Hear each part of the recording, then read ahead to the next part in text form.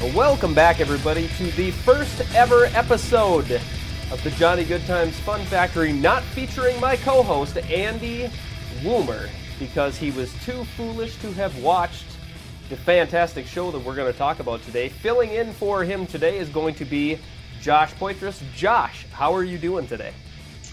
Doing pretty good. Just having a nice, relaxing. It's almost afternoon, but kind of nice, relaxing morning. Just having some coffee and reading the news. Yeah, isn't fall the best? This is my favorite time of the year. Yeah, the weather's pretty perfect. It's supposed to be like 76 today, which is pretty solid. A little bit cooler for me would be perfect, like in the mid-60s, but it'll get there eventually. Yeah, and of course, fall means Halloween season, and man, everything is just kicking into high gear. All the scary movies are coming out. Haven't gotten a chance to check out the new Halloween yet, but I caught up on all the old ones last week, so I will make a point to get to the theater here soon. But I'm curious, Josh, and I ask this to Andy every fall too, what is your favorite scary movie? My favorite scary movie would be The Thing. 1982's The Thing, John Carpenter.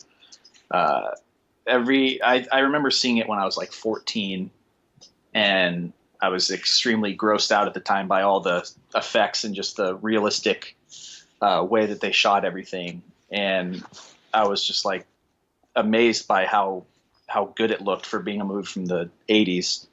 And ever since then, me and one of my friends from high school would just like look into the back of that movie and how they did it and all the stuff that went into it. And we'd watch it, I think, every October when we could, and even when it wasn't Halloween, we'd watch it just because of how much we loved that movie. And all the actors did a great job in that, and the suspense and the kind of sheer terror from something like that possibly existing and being in a remote location like that just makes for a really great movie. Yeah, John Carpenter in that era, he was absolutely on fire, and he collaborated quite a bit with Kurt Russell, who stars in that film. In that time, in the early 80s, late 70s, he made Halloween. We just talked about that. He did Christine, a fabulous adaptation of the Stephen King novel. Big Trouble in Little China. The guy was absolutely on fire. I mean, he was a great... He hasn't done much recently, but man, he has made some really good movies. Yeah, for sure. He actually came back to do the score for the new Halloween movie, which I heard is extremely good. It's not like the same old Halloween score that you would expect. He added some new stuff and composed some new music for it. And a couple of the reviewers that I watched said that the score is the best part of the movie. Yeah, we always talk about him as far as his direction, but I believe he scored The Thing. I know he did Christine, Big Trouble in Little China. Mm-hmm. He has that very distinct sound, that kind of a lot of synth kind of effects. Yeah. When you hear a John Carpenter written score, you can identify it immediately. Yeah, it's a very unique sound, and right away you can tell that it's a John Carpenter score, and that kind of adds to the excitement. I kind of want to see the new Halloween just because of that. I've heard mixed reviews that it's good, and some say it's not so good, but the score has been the shining thing, so I kind of want to see it just for that. Did you ever watch the Rob Zombie interpretations of Halloween? I saw like an edited version that was on TV.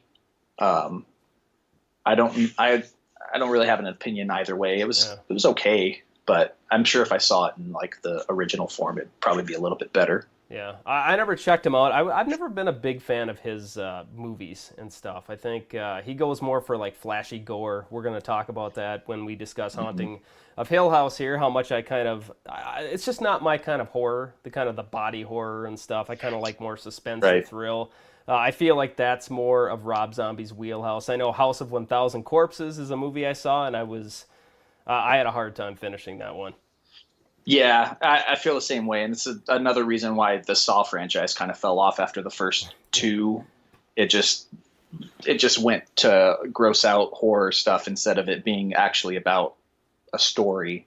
Yeah, and it was just to try to get the gross out moments, and that's where it started to fall apart. Yeah, the Saw movies, and you could throw Hostel in there as well. And there's 1,000 clones of those things. You can go onto your Amazon Prime, and you'll find nothing but those kind of body horror where people are getting their eyes gouged out or their fingers cut off. That's more of what I like to call squirm horror. It's not really scary, and it doesn't help that we never like the characters that are being tortured. They're so generic and bland, and they're usually, at least in the case of Hostel, those guys were complete assholes. They deserve what they Yeah. got. Yeah, But no one cared that they died. yeah, all it does is it just kind of makes you kind of shift in your seat, wiggle your butt a little bit because it's so hard to watch. There's no tension whatsoever, and without tension, it just can't be scary. Yeah, this is just waiting for that gross moment so you can kind of squirm and be like, I don't like this. And then there's no really like anxiety of waiting for something like terrifying to happen. It's just you're waiting for that next moment to be grossed out, and it's not really exciting. Yeah, and you'll find absolutely no gore in our subject today, as we're going to talk about The Haunting of Hill House. Debuted on Netflix, I believe it was over a week ago, not too long ago. It's a new release, I think you could say. Josh, I had no idea they were even doing this until about a week before it premiered. I caught the trailer for it. They kept this really, really quiet. Did you have any sense that this was coming down the pipe? No, I had no clue. The first I'd heard of it was on Twitter. An account I follow, Neon Taster, I think you follow him too. Yeah. He had tweeted that he had watched the first 2 episodes of The Haunting of Hill House and that he really enjoyed it. I was like, what's that? And then I saw a couple other people talk about it, and you mentioned it. So I checked it out and watched the first 6 episodes just all back to back because I couldn't get enough of it. Yeah, it really digs its hooks into you fast. Now, did you have any experience with the story? Did you see, there was a movie made back in 1999 called The Haunting that was based on the novel by Shirley Jackson, of course. There was a movie back in the 50s, I think, that was actually based more directly on that. But did you have any, were you familiar with the tale at all?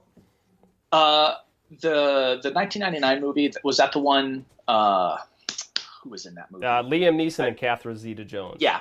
I saw that movie, and it's terrible. It was so bad. It was so bad.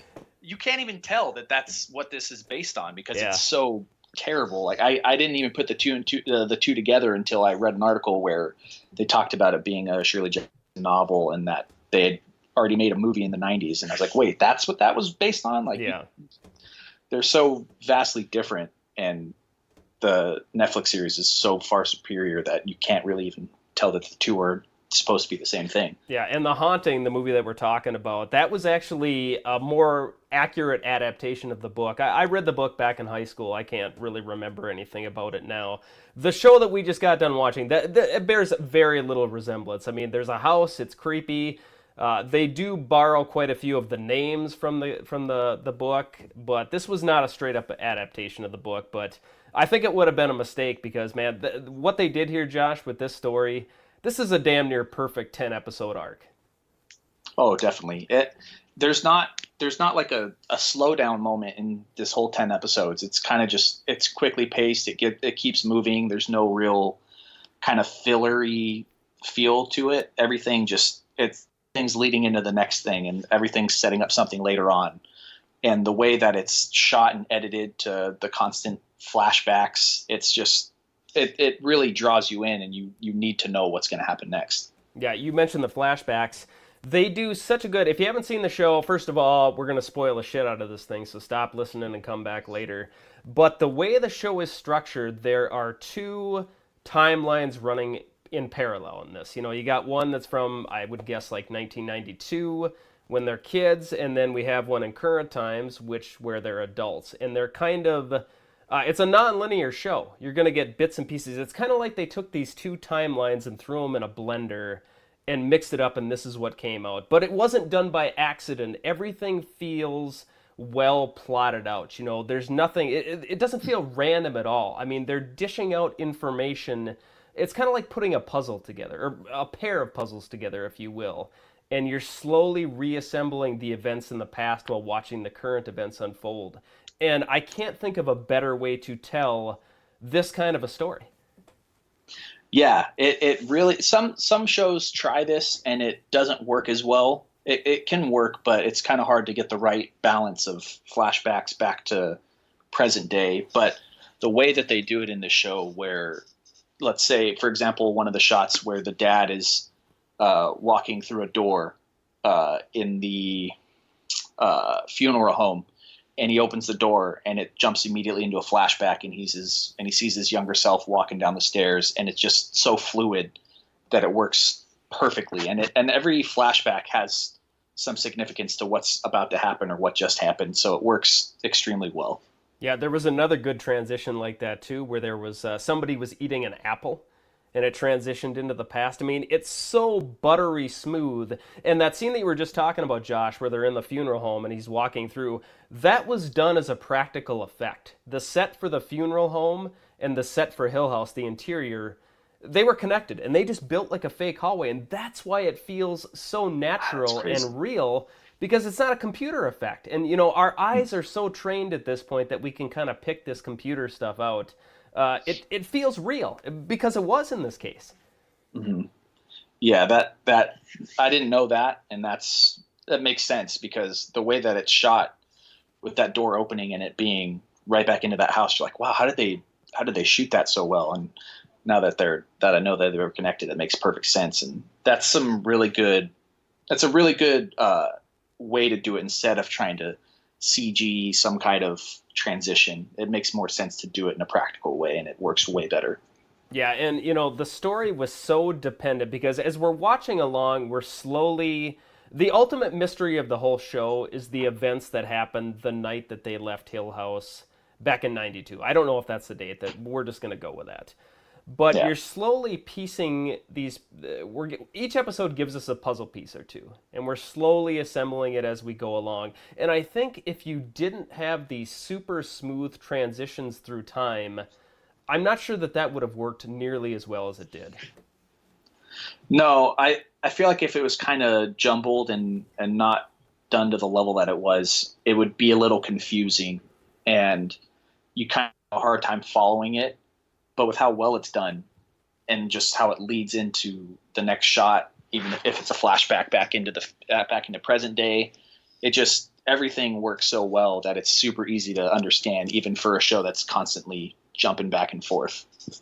Yeah, so often when we, let's face it, we're kind of bombarded with ghost and horror stories these days. You look at what Blumhouse does, they hammer out 3-4 of them every single year.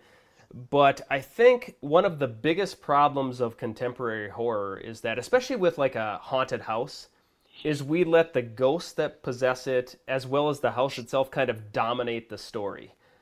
The Hill House itself is very much in the background of this TV show, because the characters are so interesting and the writing is so smooth, and the dialogue, I found myself almost forgetting about Hill House at times, because I was getting so wrapped up in these characters. Yeah, the characters were written extremely well, and all the actors played them perfectly. Even the child actors all did a really good job at portraying those characters. And you really, at a certain point, you start to think maybe it's not the house that's haunted. Maybe there is some kind of family mental illness that's hereditary, and the show does a good job at making you kind of think maybe there wasn't something wrong.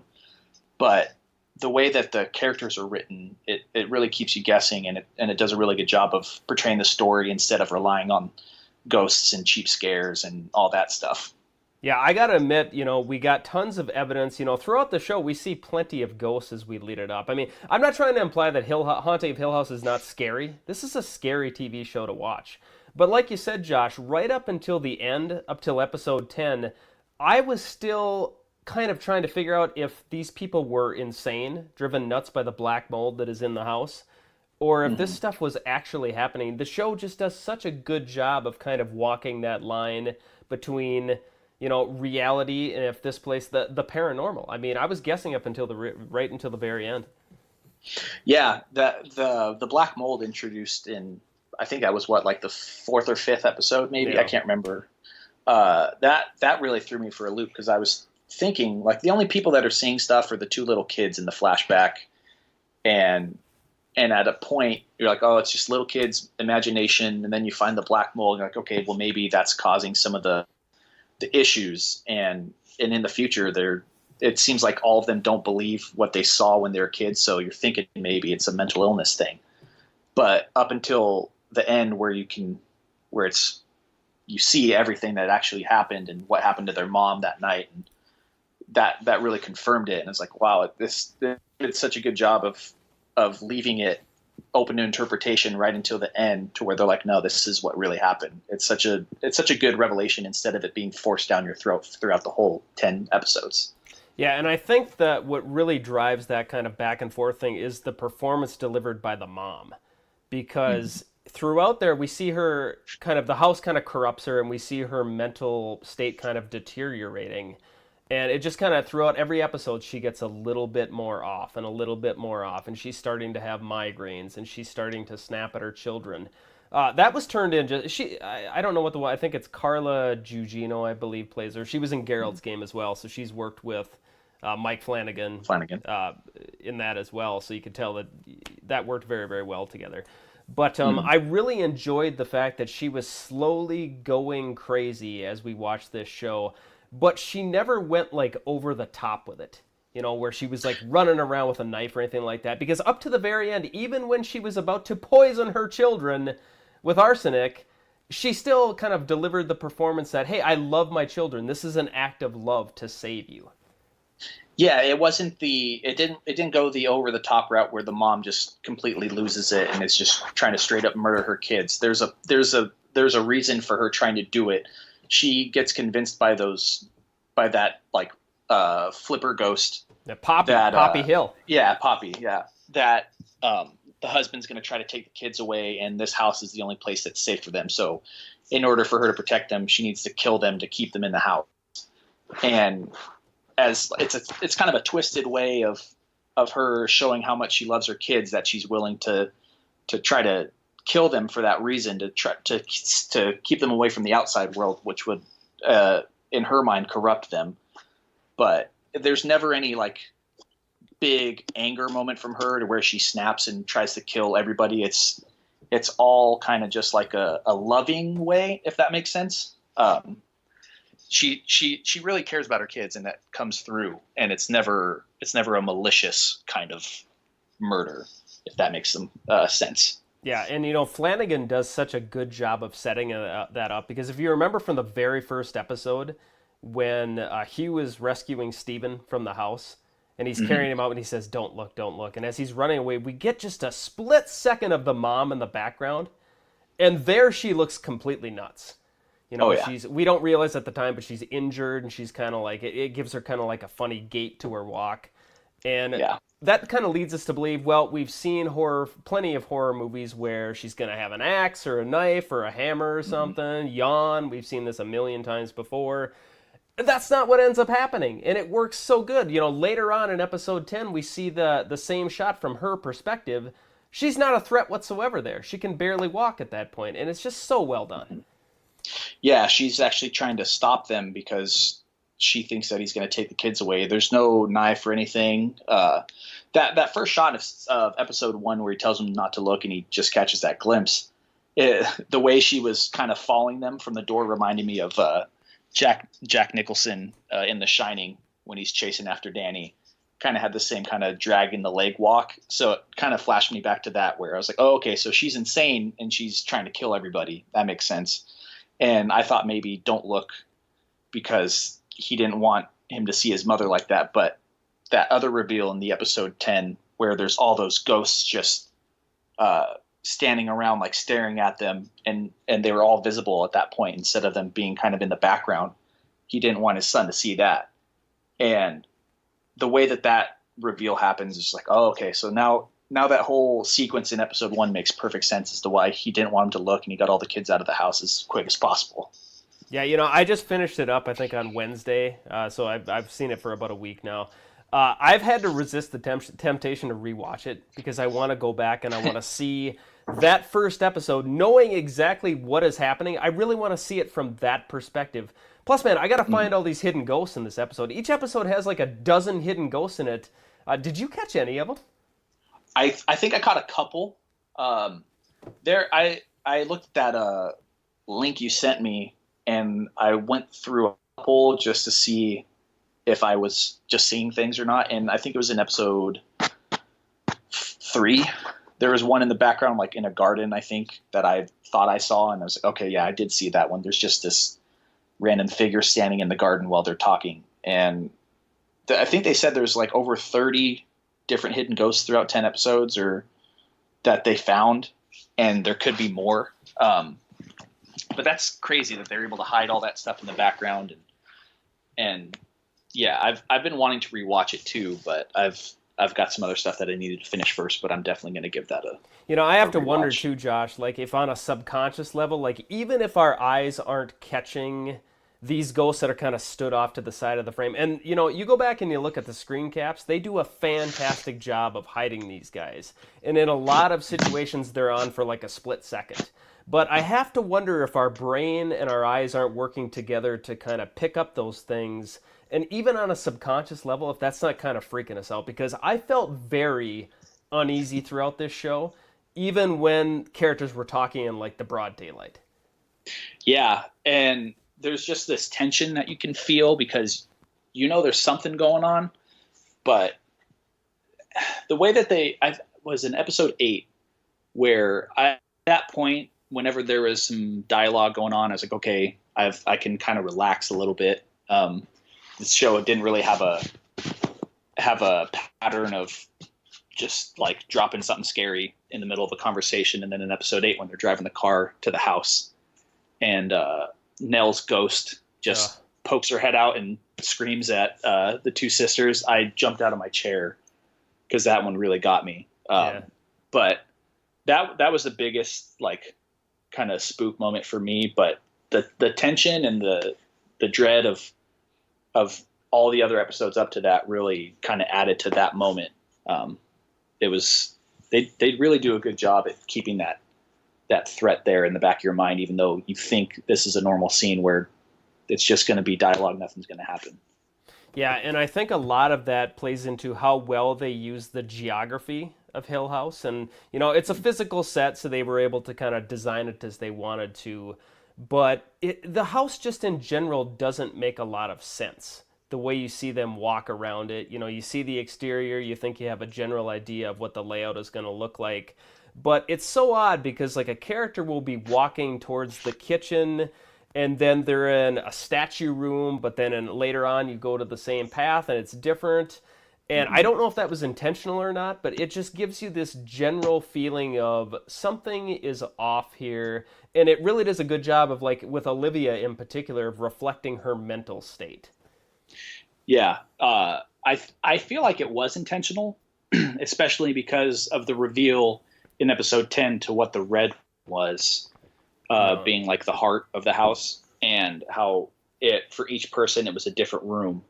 So for Theo, it was her like dance studio, and for Olivia, it was her like reading room. The one scene that ends up paying off later on in the earlier episode, where they go to the red room with the key and it doesn't work, and they're banging on it, and then they're like, okay, whatever, and they walk away, but you see the 2 feet standing at the door and then walk away. You're like, oh man, there's something living in that red room that's messing with them. But then later on, you find out that since that red room is like the heart of the house, that at that point in time when they were trying to get into it, it was Theo's dance room. So she was the one that walked up to the door because she heard the banging. And you're like, okay, so the house kind of like rearranges itself in a way to fit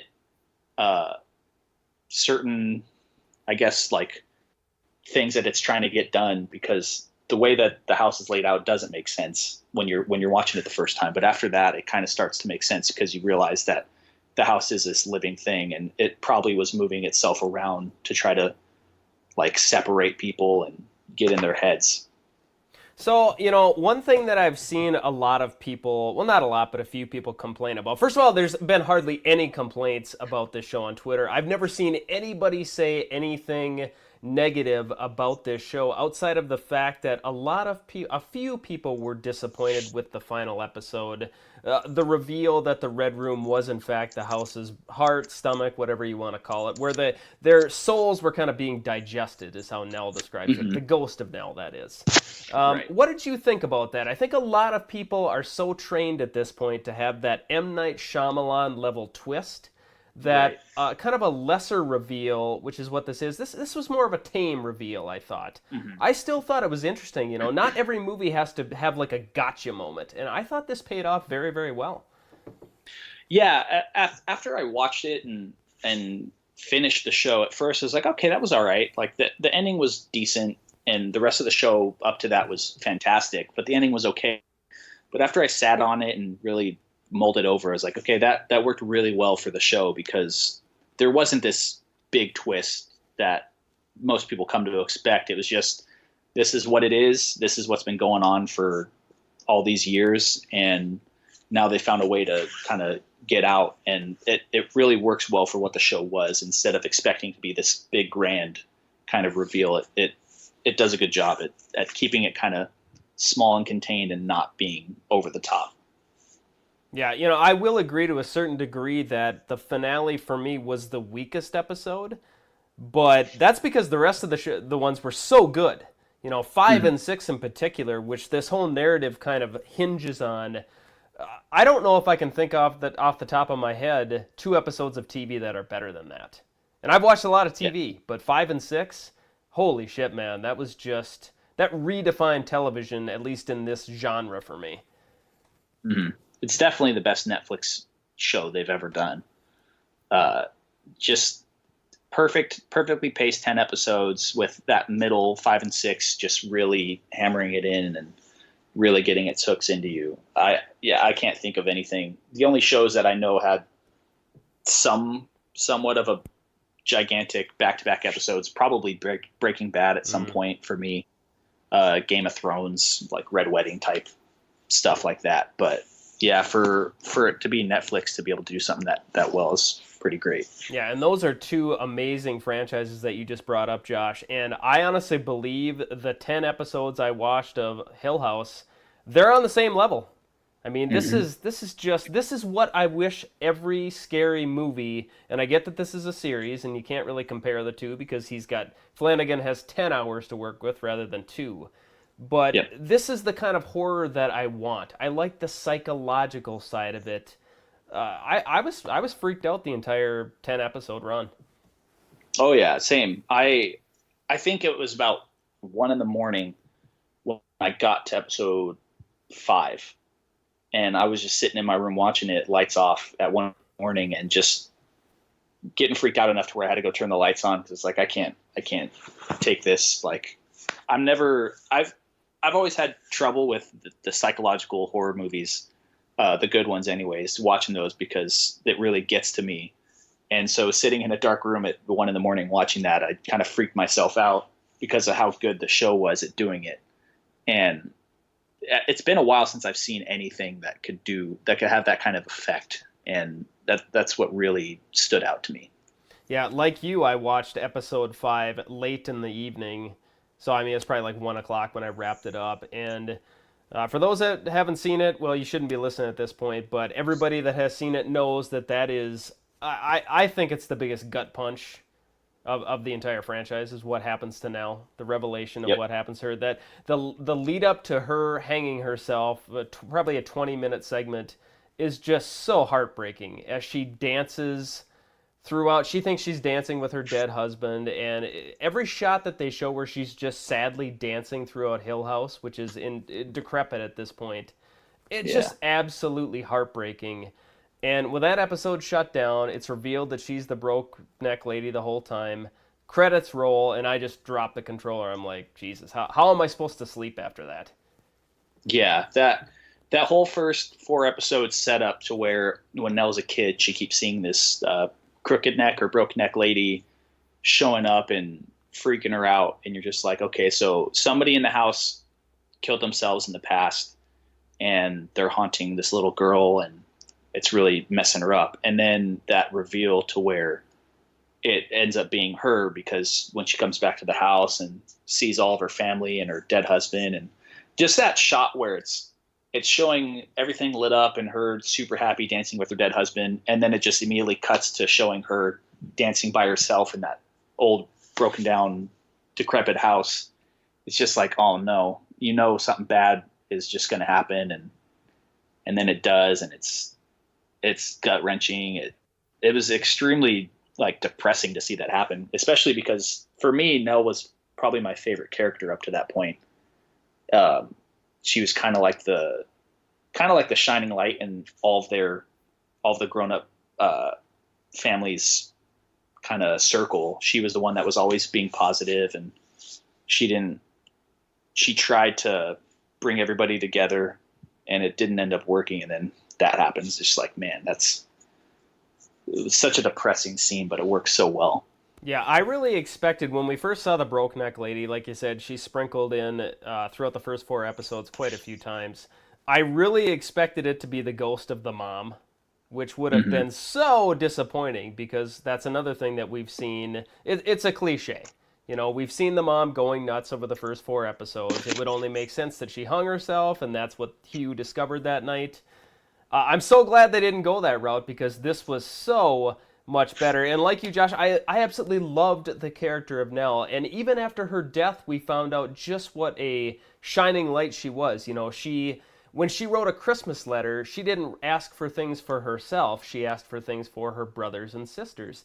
Nell was a fantastic person, and finding that out after her death just makes it sting even that much more. It was just, what a tragic end to such a great character. Yeah. And I think it was Theo that says in the funeral homes, like, she spent the last however many years trying to get everybody back together, and it took her death to finally get them all in the same room. Ouch. And so that one hit me pretty hard. And then that whole sequence in the funeral home where shit just starts getting crazy, and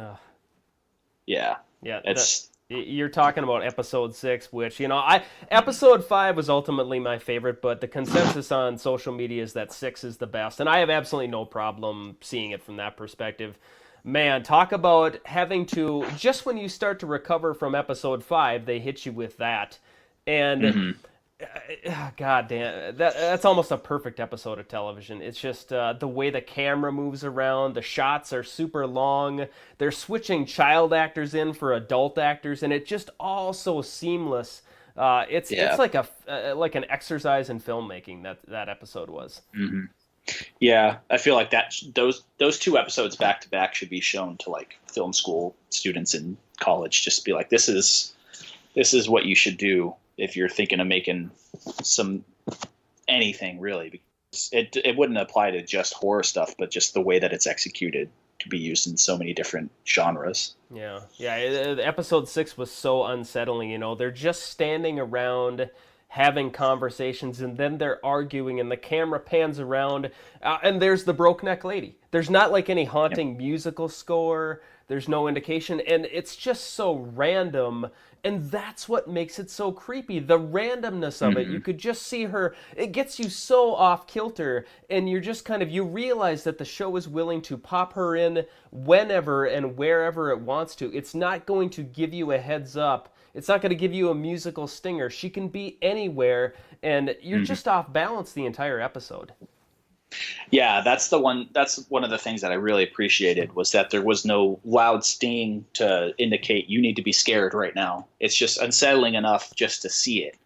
And I wish more horror media would do that, because with like jump scares being the most prevailing thing in most recent horror in the theaters, it's so much more effective when it's a quiet moment and you see something like that, and the anticipation of something happening without that loud noise to make you jump. It's way more effective to do something like that than it is to just startle somebody for a split second. Yeah, Hill House and the way that they handle the jump scares or lack thereof reminds me so much of like classic horror, like the early Nightmare on Elm Streets and Friday the 13th and The Exorcist, that stuff. And I'm not comparing Hill House directly to that. I'm just saying from a technique-wise, those did the exact same thing. They don't build up. They just hit you when you least expect it. And that's where the fun is to be found. It's fun to be scared. And if we don't see it coming, with a musical cue, it's just that much more fun. This is as stressful as it was to watch 10 episodes of this. It was a fun ride. Oh, definitely. I don't think I've had that much enjoyment and like intrigue in a Netflix series or anything really in quite a while, and to have it pay off in such a good way, it's really refreshing. And even talking about it right now, it just makes me want to go rewatch it again. Yeah, it's one of those shows where you just want to power through because they do such a good job of giving you a cliffhanger for the next episode, and you just want to keep watching episode after episode. This is something I could see in the future, like burning through in a weekend, but I was pretty good. I was able to kind of pace myself because I wanted it to last. And, once you get to the end, you're like, shit, I want to experience that for the first time again, and you can't. Yeah. Yeah, something like that.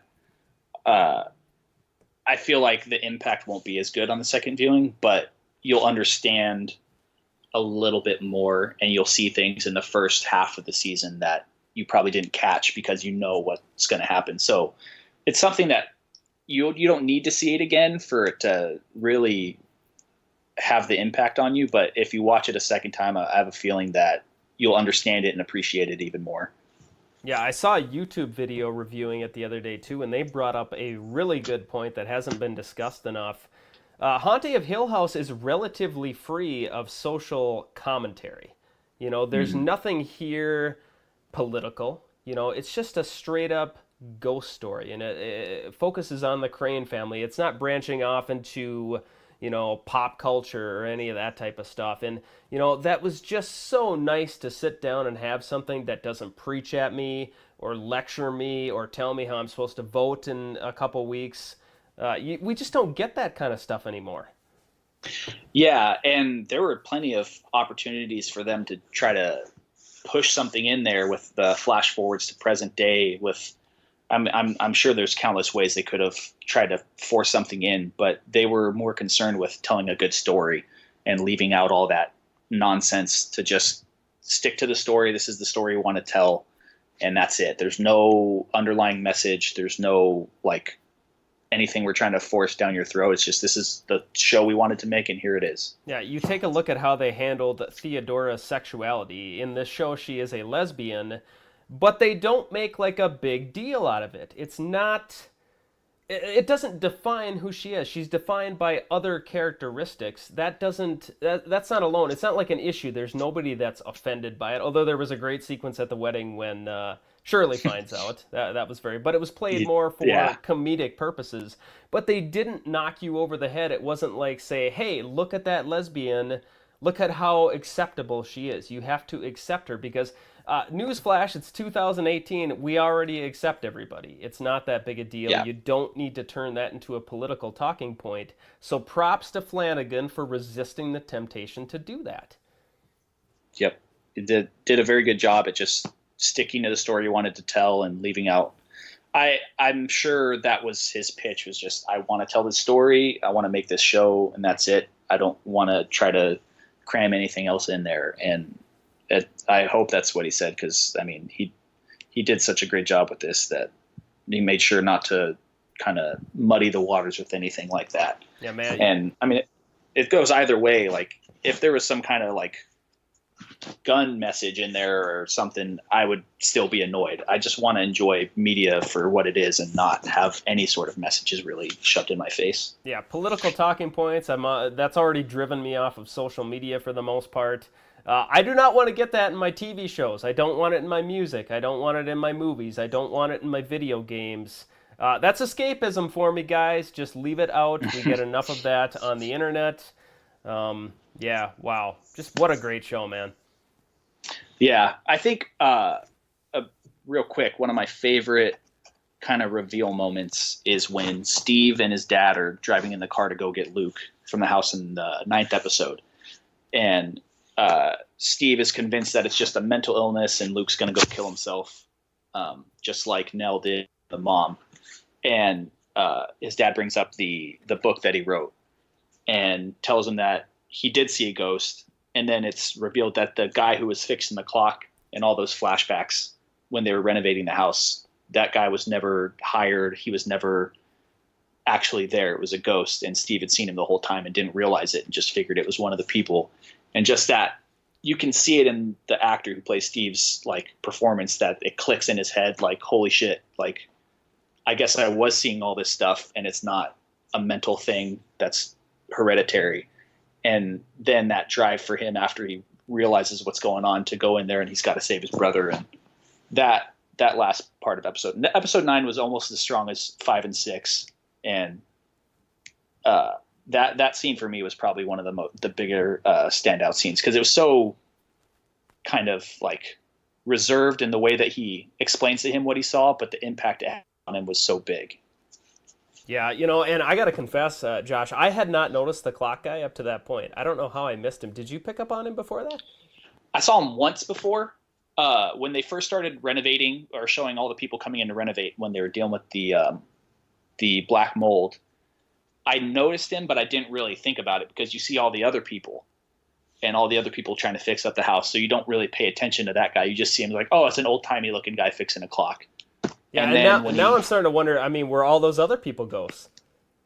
Yeah, like how many other people in there weren't really there? I mean, at the end of the show, where it shows all the ghosts standing in the back as they're leaving the house, like I kind of want to pause it and look and see, like, who's all standing there. Were they in the house at some point, and it was another one of those, he could have been a ghost and he wasn't, type deal. So yeah, I really enjoyed the Steven arc altogether. I mean, all the kids had it. Well, and a big selling point of the show too was none of the 6 kids.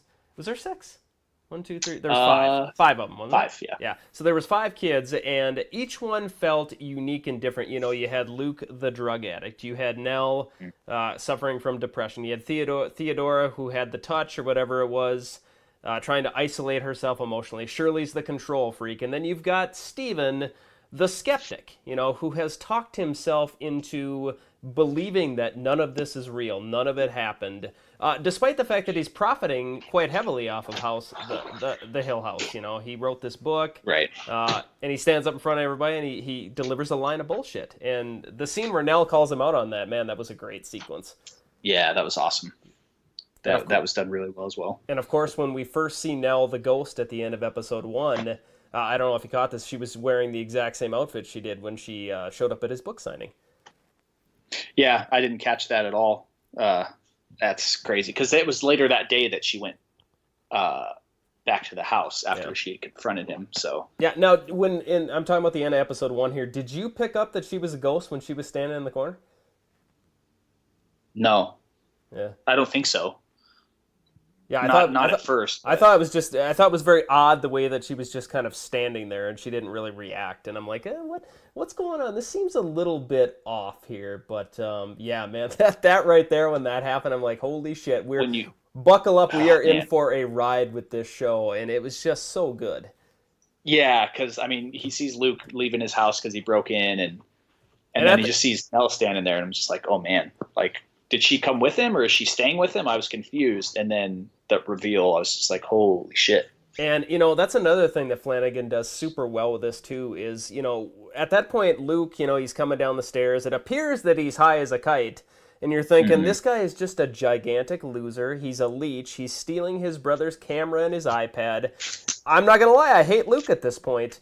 But then you stop and realize, and you see the kind of stuff that this kid went through when he was a child. He experienced the worst ghost of all, in my opinion. He dealt with the tall guy that was pulling himself around with the cane.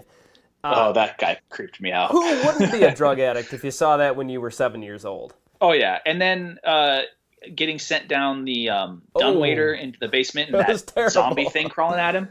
Oh man. Ugh, yeah, I think if you experience that at some point, you'd probably be taking some drugs to try to forget it. Yeah. If I go through that, give me all the heroin you got, because I'm not going to judge the kid after that. But man, at that point when you see Luke, you're like, oh, Luke, come on, dude, you can't be stealing Steven's shit, man. Yeah, exactly. But some of the ghosts in this, the tall guy we just talked about, the broke neck lady, the thing in the basement that you just mentioned, there's some creepy stuff going on. I don't know if you caught a couple of times the statues move their positions. They started looking at people.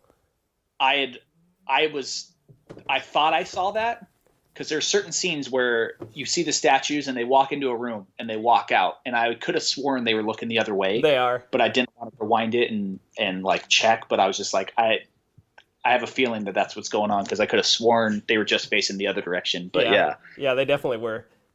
Oh man, it's just so also good. Unsettling. I mean, I labeled it. I wrote an article up on Game Block. You can check that out if you want to. I called it a masterpiece, and I stand by that. I think when we're talking contemporary horror, this is the best thing that I've seen God, I can't even think of the last time I saw something this good that got under my skin, that crawled into my head and bounced around in there for 10 episodes. This is 10 hours of, I don't want to use the word torture, but yeah, it's going to take you for a ride. Definitely. I agree with that. It's damn near perfect in everything that it tries to do. And if you like horror, this is definitely something that you need to watch like right away. So, I mean, if you're listening this far, then you spoiled it. But so now that this 10 episode arc is wrapped up, Josh, what would you like to see done with Hill House? You know, I see a lot of people clamoring for a sequel already. I guess you could do maybe a prequel with it, or would you prefer that they just kind of walk away from this franchise? The temptation is going to be to make more of it because it's a guaranteed moneymaker at this point. Yeah, I see that being a thing that could happen, but I don't think there needs to be anything else. It's perfect in the way that it is with the 10 episodes, and I feel like trying to make anything out of it would just kind of, it wouldn't have the same impact, and I don't see what kind of story they would tell.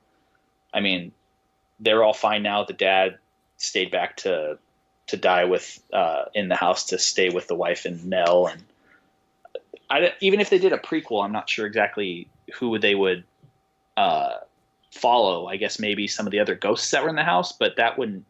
I don't see that working out as well. I think that it just needs to stay this 10 episodes, and that's it.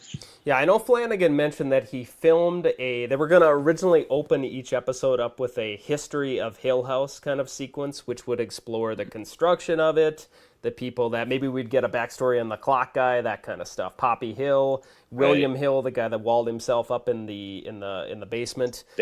Yeah, so I mean, I don't know. I guess you could maybe take that and build 10 episodes out of that, but man, I just, that's not something I don't think I'd be interested in.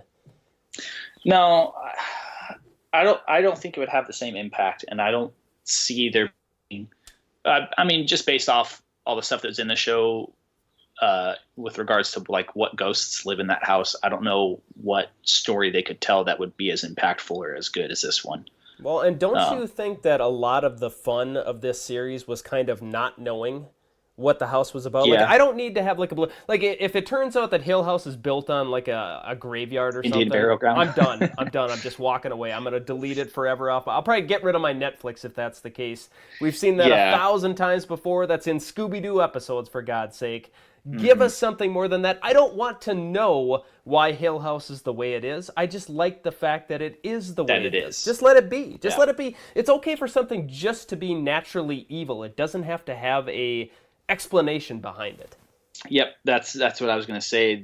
That's the problem with a lot of stuff today, is that they feel the need to explain everything about everything. Like, some things are better left to just being kind of mysterious, and you don't know why something's this way. You just know that it is, and that adds to the mystery and the intrigue of it, instead of having to explain every little detail, and it kind of takes away from the impact. So a prequel series to where they explain how Hill House became haunted like that, it would kind of take away from everything connected to it. And I think it's just something they should just stop at 10 episodes, leave it as perfect as it is, and then just go make something else if you're wanting to make more horror stuff.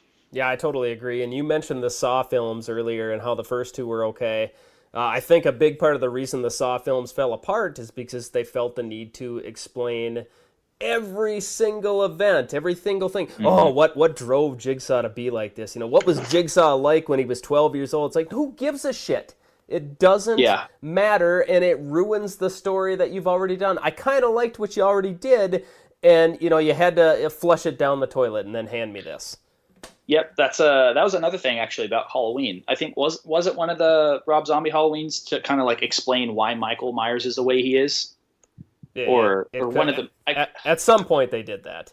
Yeah, like that kind of takes away from the crazy psychopath who just kills people at random. Like, you don't need to know his backstory. You just need to know that he's a crazy person who's trying to murder people. Like, there's no point in trying to make him like some kind of sympathetic character who had a bad childhood.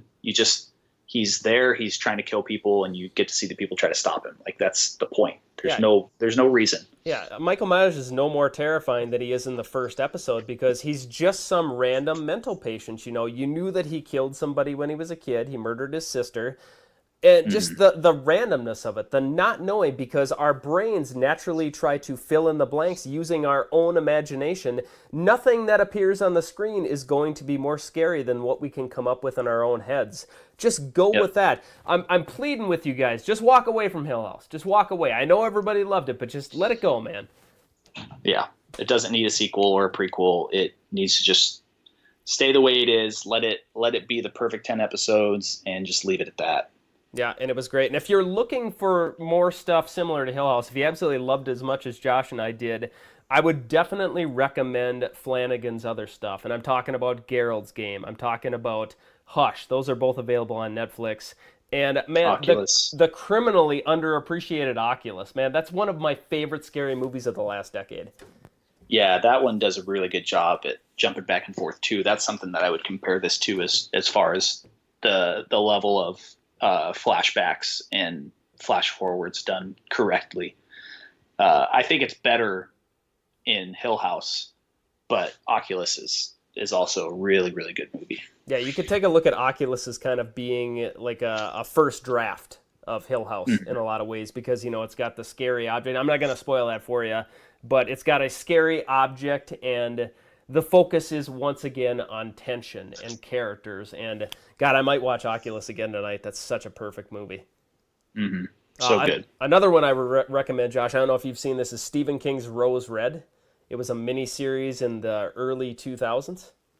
I haven't seen it. Yeah, that's another haunted house one. Now, I watched it the other day. It doesn't hold up as well, but if you're kind of into houses that just have this like random evil vibe to them, I would recommend Rose Red. And I don't know if that's available on Netflix or not, but that's another good one. Josh, do you have anything else in closing that you would like to say about the outstanding Haunting of Hill House? All I would say is, if you listen to the spoilers of us talking about it and you hadn't seen it, watch it anyways, because there's a lot that we didn't talk about that'll surprise you. And even if you know what's going on, it's still such a good show to watch.